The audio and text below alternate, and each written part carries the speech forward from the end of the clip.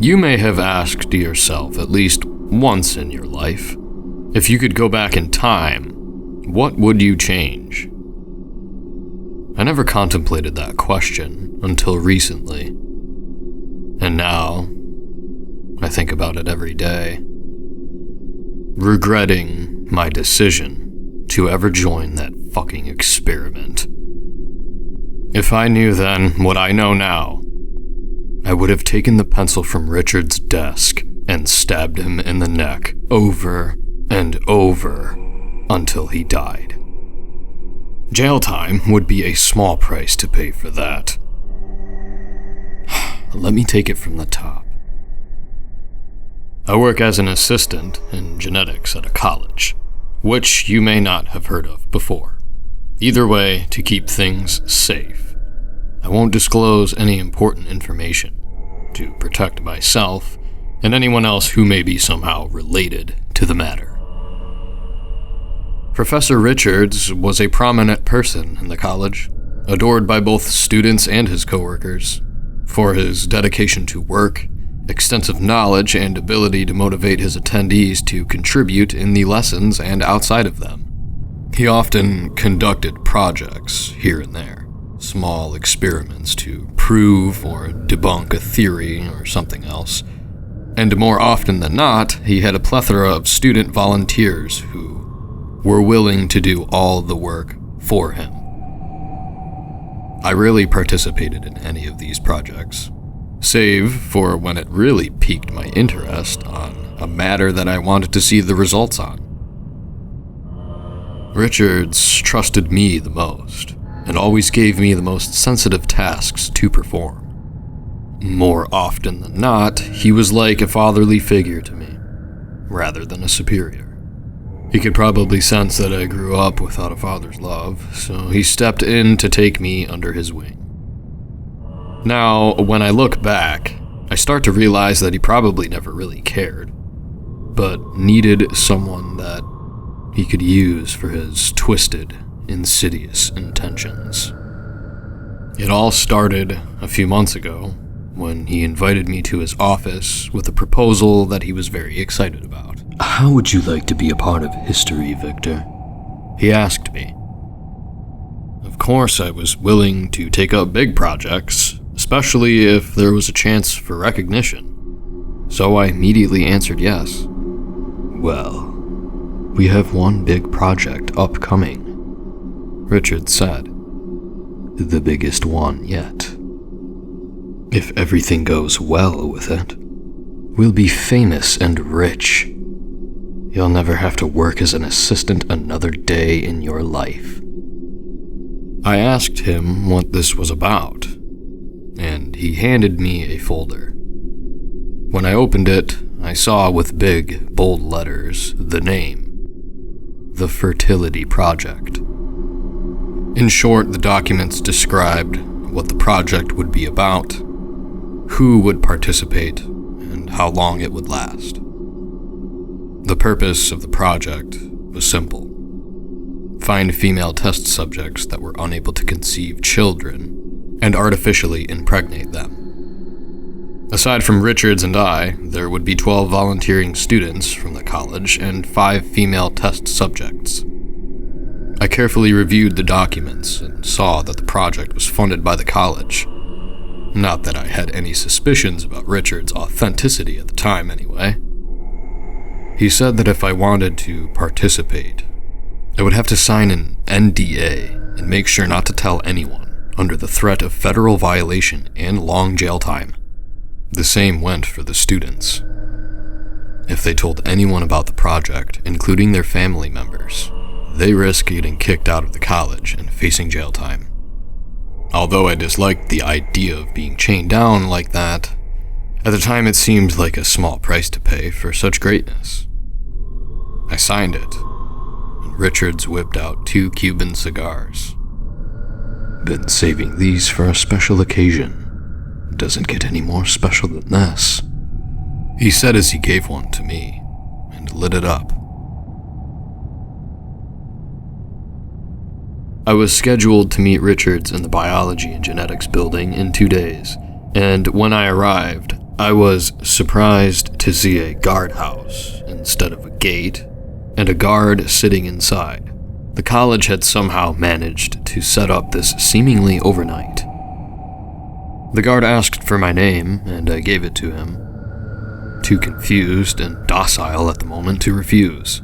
The guard politely explained that with the upcoming project, the college had to hire a security company to keep things safe. He said there were 5 guards in total, each stationed in a separate part of the campus, with 1 guard being in the biology building at all times. I asked the guard if they knew what the project was about, but they seemed oblivious to it. All they knew was that they had to keep the college grounds safe from any suspicious or violent activity. I gave him a courteous smile and left to meet Richards. When I arrived, another guard stood in front of Richards' office and stopped me from entering. "It's okay. He's with me," Richards shouted, and the guard let me through. I went inside, and all of the project participants were there, including the students and the 5 female subjects. The subjects were women between the ages of 20 and 28, and while Richards and I were permitted to go home at the end of the day, the students and subjects had to remain inside the building at all times. "Professor Richards, we don't have adequate rooms for them to stay here," I said. "Everything has been arranged. The students will be staying on the 2nd floor, while the subjects will be on the 3rd floor.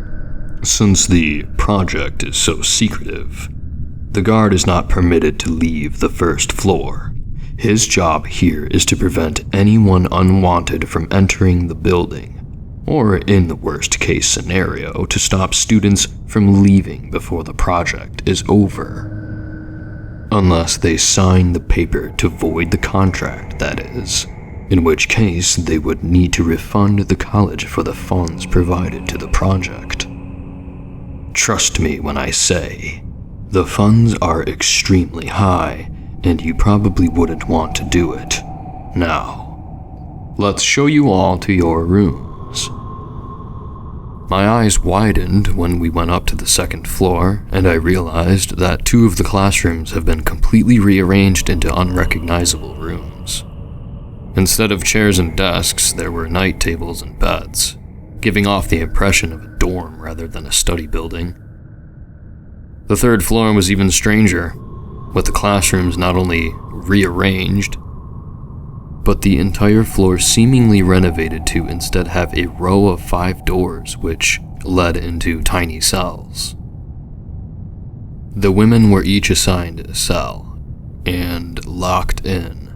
It was explained that it was for their own safety, but should they want to drop out of the experiment at any given moment, they were free to do so.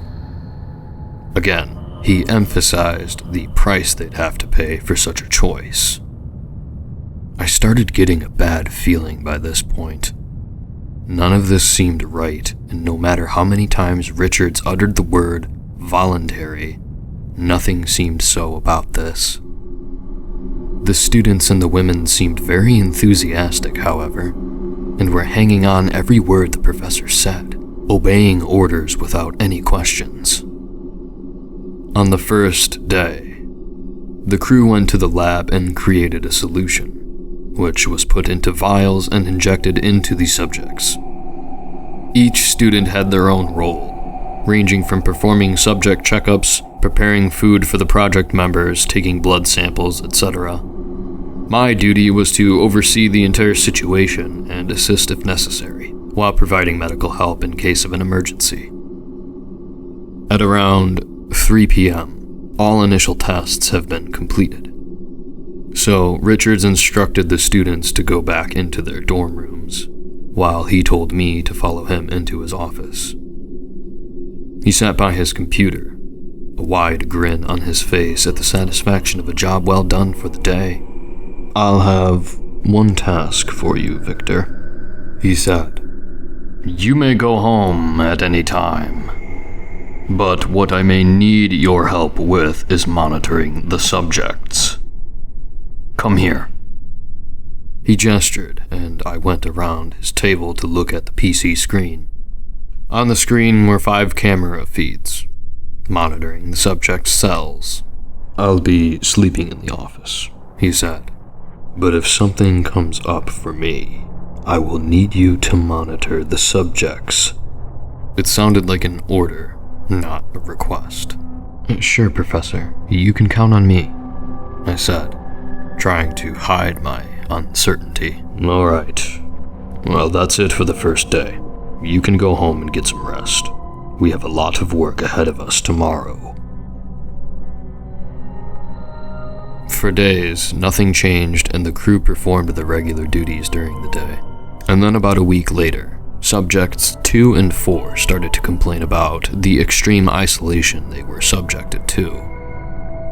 They asked to be let out, but Richards outright refused, reminding them about the cost they would need to pay. Despite that, Subject 2 protested, so Richards ordered one of the students to sedate her. He did as instructed, and the subject fell asleep.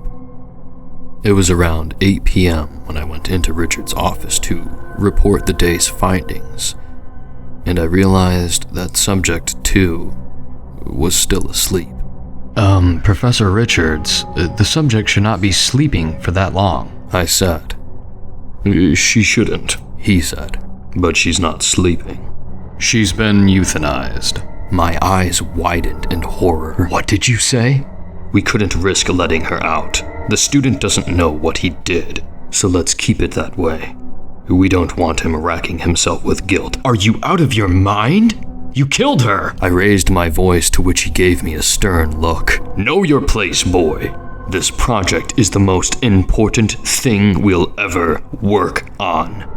We can't let it go to waste because some nobody decided to opt out of it and disclose secret information." "You can't be serious!" I shouted. "I am. And Subject 4 has been complaining as well. I'm going to need you to euthanize her." "That's out of the question."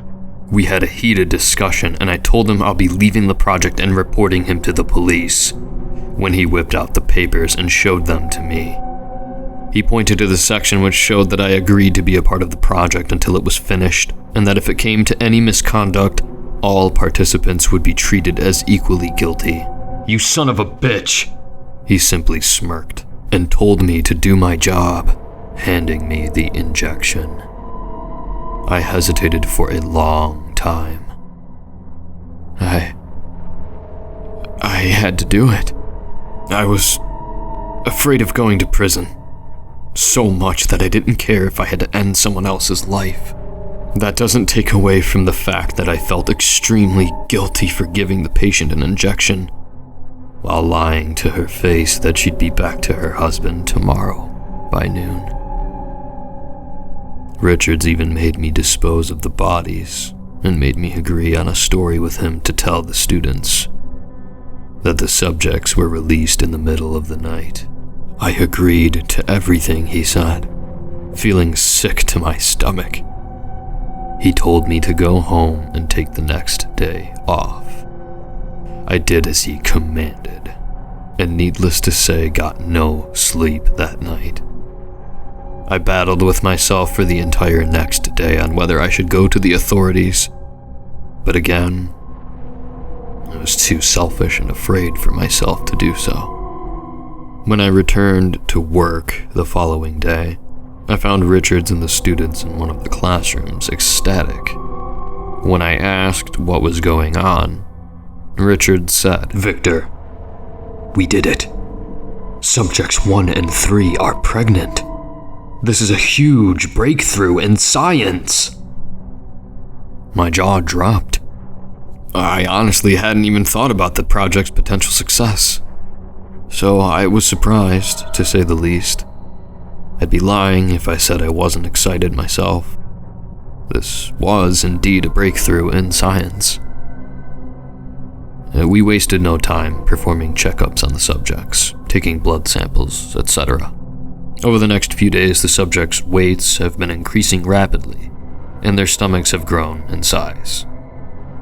Ultrasound displays the growth of a fetus at an abnormal rate, and we started to get a little worried, since the size, which we had seen by then, was not supposed to be visible for the first trimester, let alone after just 3 weeks. Richards ordered us to carefully monitor the subjects, in case their health starts to slip up. And then came the worst day that I experienced during the project. It was day 26, I remember distinctly, and Subject 1 was complaining about severe pain in her stomach. I examined her and the baby was kicking with extreme force, so much that I could see the bulges from the impact on the subject's stomach. I begged Richards to take the subject to a hospital, but he wouldn't hear it. He told me to give her some painkillers and to get back to his office. By this time, the students were already asleep in their rooms, and since the cells on the 3rd floor were soundproof, not even the subjects from adjacent cells heard the woman screaming, let alone anyone else. Richards and I observed Subject 1 on the camera. As she writhed in pain, she banged on the floor begging to be let out, after which she lay on the bed, holding her stomach and screaming in pure agony. I saw her stomach stretching out, as if something had poked it from the inside. And then her skin ripped open, blood sprayed out like a fountain, and I saw a deformed, blood-covered head pop out, further opening the abdomen. The subject screamed, now more in terror than in pain, as she helplessly watched her baby burst through her stomach. Only seconds later, her head dropped onto the bed and she stopped moving. The baby was crying, but it was a kind of cry I had never heard before. It sounded guttural and gurgling. "Victor, what are you waiting for? Go take care of the baby." I stared at the thing on the camera, unable to move. Whatever that thing was, it wasn't human. It had an abnormally large head, extremities of unequal proportions, and a voice that sounded anything but human. It cried vigorously for a while, gradually losing its potency and going completely silent. "Victor!" Richards yelled again, but I was frozen in place. Richards violently stood up and stormed out of his office. I saw on the camera that he was entering cell 1. I came to my senses and figured that I had to ensure myself somehow, or stop the project. I quickly browsed Richard's desktop and found the folder containing the details of the project. I glanced at the camera and realized that Richards was examining the dead baby and mother. I entered his email and sent all of the details for the project to my email, nervously tapping on the desk as the files transferred. Richards was done wrapping the bodies in a sheet and started coming back. So as soon as the email was sent, I deleted the sent mail and returned to the camera feed, stepping away from the PC. Richards burst inside, beads of sweat forming on his temples. Are they dead?" I asked. "Of course they're dead, you idiot! I should report you to the project's stakeholders for insubordination." "Excuse me?" "If you had arrived in time, the baby of the subject could have survived." "That's not true! I'm not even trained to handle this sort of situation." Richard sat in his chair and exhaled deeply, rubbing his eyes. "The bodies are wrapped up. Take them into the basement," he said sternly. I absolutely dreaded the idea of carrying around a dead mother and her infant. But I didn't want to defy the professor right now, to avoid arousing suspicion. I hauled the bodies downstairs and returned to Richard's office, who still seemed pretty pissed. "Go home," he said, staring at the screen of his computer. Professor, if you need help, Leave. He didn't need to tell me again. I wished him a good night and left, still shaking.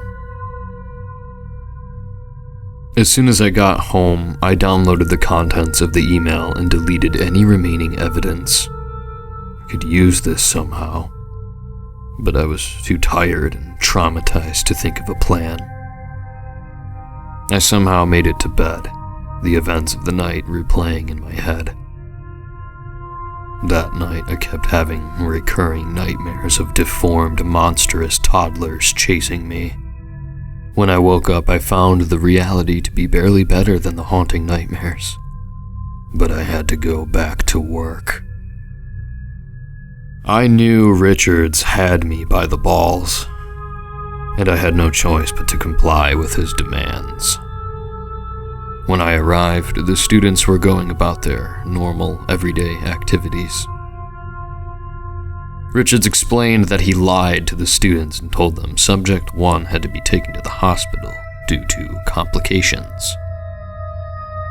I was appalled by his actions, but then I remembered that I'm not much different, so I stopped myself from judging him too much. Out of the 5 subjects, only 2 remained. Subject 3 and Subject 5. Subject 5 still showed no response to the treatment, and Subject 3's stomach kept growing rapidly. And then, just 2 days after the death of Subject 1, Subject 3 gave birth. Richards was ready this time, having invested in an incubator, and he delivered the baby himself. The baby was just as deformed as the one from Subject 1. Richards separated the mother and the baby without even letting her take a look at her child, much to her protests. He ordered us to close the cell as he took the baby out. We had no choice but to comply, even the students, who reluctantly followed his orders. Subject 3 cried for hours, but Richards muted the camera and focused on observing the baby in the incubator. 10 days later, the baby had grown in size enormously, reaching above 8 feet in height and over 390 pounds. It had grown long extremities. Its skin had become extremely hard, so needles could no longer penetrate it, and its face no longer resembled that of a human, with various lumps and visible deformities on it. That wasn't the only thing, though.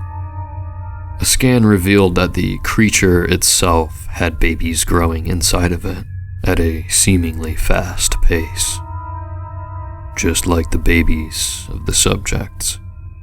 Due to this, Richards dubbed the creature the Mother. The incubator could no longer sustain a creature of such a size, and I knew Richards could not possibly ask the college for more funds. I also knew he would not risk revealing the details of the project to the stakeholders, as they would shut it down immediately. He told me to take some time off, and that he would let me know when my services were needed again. This was bad because I knew he was up to no good. So to occupy myself during the sleepless nights, I reviewed the project documents that I had stolen. Sure enough, 10 days later, Richards told me to resume my duties. When I arrived, I saw an electronic door, which hadn't been there before, in his office behind his computer. It led downstairs into a basement, which was expanded onto a huge area that resembled a laboratory. There were enormous test tubes filled with green liquid all over the place, with the biggest one being at the far end of the room. The mother was there, now much bigger than I remembered it to be, seemingly sleeping, and although its stomach was bulging, I could see more smaller deformed creatures in nearby incubators. Richards filled me in on the details. The mother gave birth to 3 of them and continues to create more. The scan showed 2 more babies inside her stomach. In addition to that, it would seem that its babies also carry their own babies. They are extremely sick, however, so I have dubbed them the rejects. The college approved this? I asked. Of course not. They don't know about this. I used my own funding to further the research. I realized then that there were only 9 students present in the building. Where are the other participants? I asked. Richards paused before answering. They were found dead in their rooms. Suicide. I realized that subject 3 was also gone. The weaklings couldn't live with the knowledge of what had to be done for greatness. I didn't ask him where she was, or how he disposed of the bodies. That left us with only subject 5 remaining. She was extremely malnourished and sick, as Richards saw no use in feeding or taking care of her. Even if I were to try and help, he would just yell at me, no doubt, and have some form of punishment in order. Over the course of the next few days, fewer and fewer students kept showing up. More committed suicide, whereas a lot of them were killed handling the babies. It soon became apparent that the creatures were toughening up quickly, their skin becoming hard, their speed and strength increasing way above humans, etc. Richards had one of the grown versions placed inside the cell of the previous subjects and sent one student to feed the creature. It was highly aggressive, so by the time it was done with the student, what was left of him was strewn all over the cell. Everyone was fully aware of Richard's intentions by then, but no one dared oppose him. A lifetime in prison put anyone off from trying anything stupid, like reporting him to the authorities. Every day he would emphasize multiple times how we would be rich by the time we were done, or how everyone would end up in prison for life if we decided to betray him. He knew exactly what to say to instill fear in his subordinates, including me. Out of all project participants, only Richards, myself, and 3 more students remained by day 60. And I knew it was only a matter of time until it was my turn. Things were getting out of hand, and I knew I had to put a stop to this. Richards never let anyone down in the lab without his permission, and he was the sole holder of the keycard which opened the electronic lock.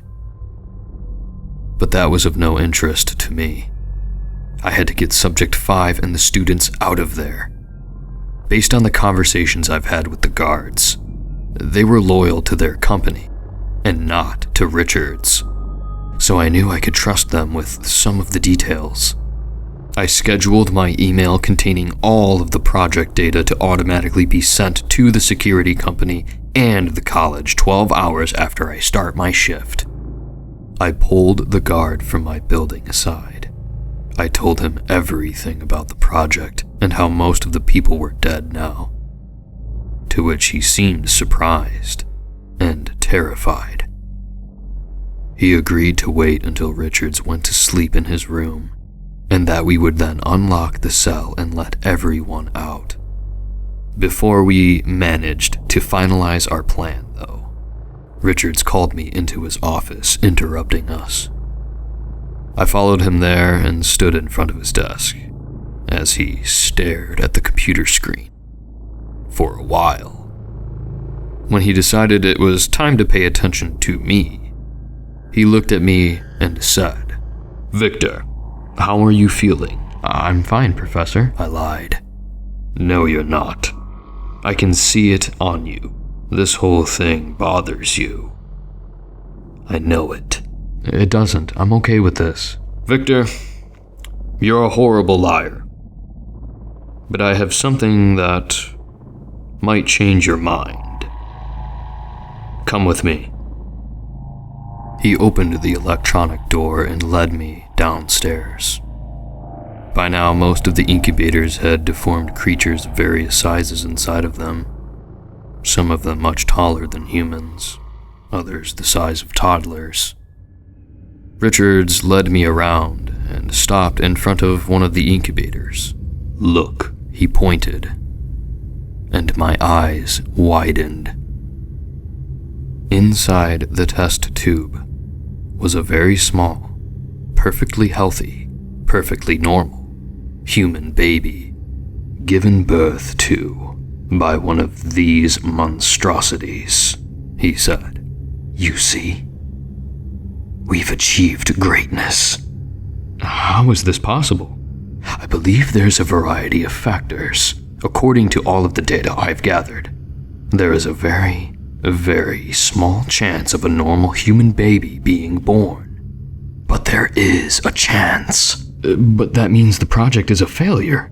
We would need to breed dozens, if not hundreds of these creatures in hopes of getting one healthy baby." "No, it is not a failure," he rebuked.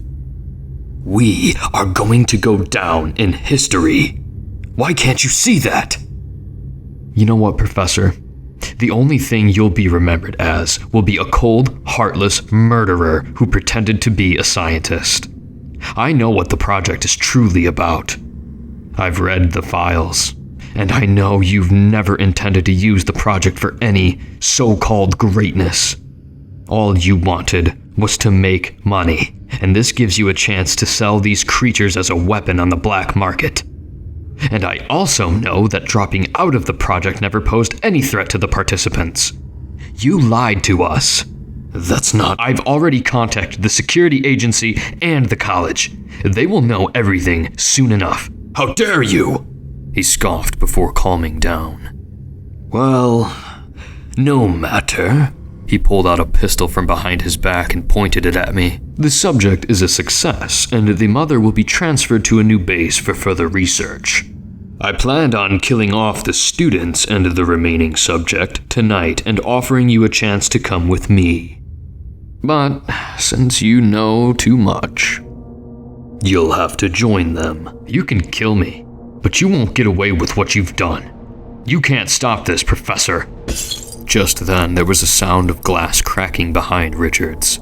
He turned around in time to see one of the test tubes breaking. The glass eventually cracked entirely, and the creature inside stumbled out, voraciously gurgling and striding towards the professor. "Stay back!" Richards fired a few shots into the creature, but it only flinched. The mother then opened her eyes. They were completely black, and yet despite that, I knew that her gaze was fixed directly on me. She groaned, emitting a deep vibration, and her children raised their heads in response. More tubes broke, and before I knew it, the professor and I were running back upstairs. Richards locked the door with his keycard. There was loud banging, and I turned around to see large dents appear on the door. When we reached his office, Richards fumbled for his computer, frantically clicking. "No, I can't let my data get destroyed," he said to no one in particular. The loud banging now resounded directly on the door behind Richards, but he seemed oblivious to it. I didn't stay to see what happened to him. I ran the hell out as the bangs grew louder, just in time to hear the door break and a cacophony of gunshots and monstrous screams ensue. Richard screamed in agony before his own voice got drowned out. The guard was there and had a visibly confused look on his face. "No time, we gotta save the others," I shouted. "No, there's no time." He grabbed me by the arm. The screams of those creatures resounded behind us, and I could see them emerging from Richard's office, covered in blood, with hungry looks on their boil-infested faces. I stood there for a moment contemplating my next action, but my cowardice took hold once more, and I knew that I wouldn't be able to make it if I went for the others. So instead, I listened to the guard and we both bolted out of there. Go! Go! Intervention will be here soon, the guard shouted as we ran. But only moments later, I heard him get grabbed, and the monsters piled on top of him and ripped him to pieces. I ran outside and stopped only when I reached the gate. The guard who was there stopped me, and upon recognizing me, he said that he was informed of the situation of the project. When I told him that there's been an outbreak, his eyes widened and told me to stay here while he investigates. I begged him not to go, mostly because I didn't want to be left alone, but my pleas fell on deaf ears and he scurried off. I went inside the guardhouse and picked up the phone, only just then realizing that I had blood on my clothes. I had no idea how it had gotten on me, but upon inspection I realized it wasn't mine. I tried dialing 911, but there was no signal. Upon reading the guideline on the side, I realized the phone only took calls, but couldn't make them. I dropped the handset when I looked at the camera feed and saw one of the guards getting jumped by those creatures and getting ripped to pieces. They were everywhere, and most of the guards were dead. I couldn't stay there or I'd die. I went out of the guardhouse and ran towards the wooded area, looking behind every now and again to make sure nothing was following me. After what felt like forever and my legs started to give way, I stopped to take a break. The campus was far behind me, and no one followed me. From there, I made my way safely home.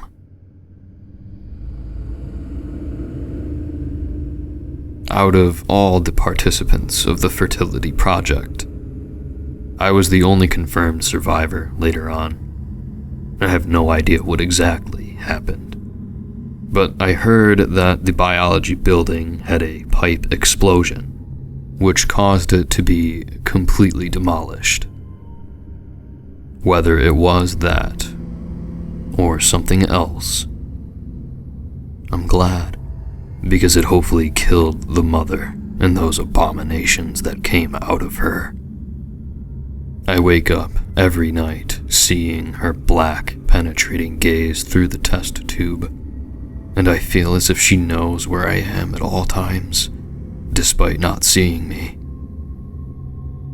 The guilt of letting those poor students and the subjects die racks me every day as well.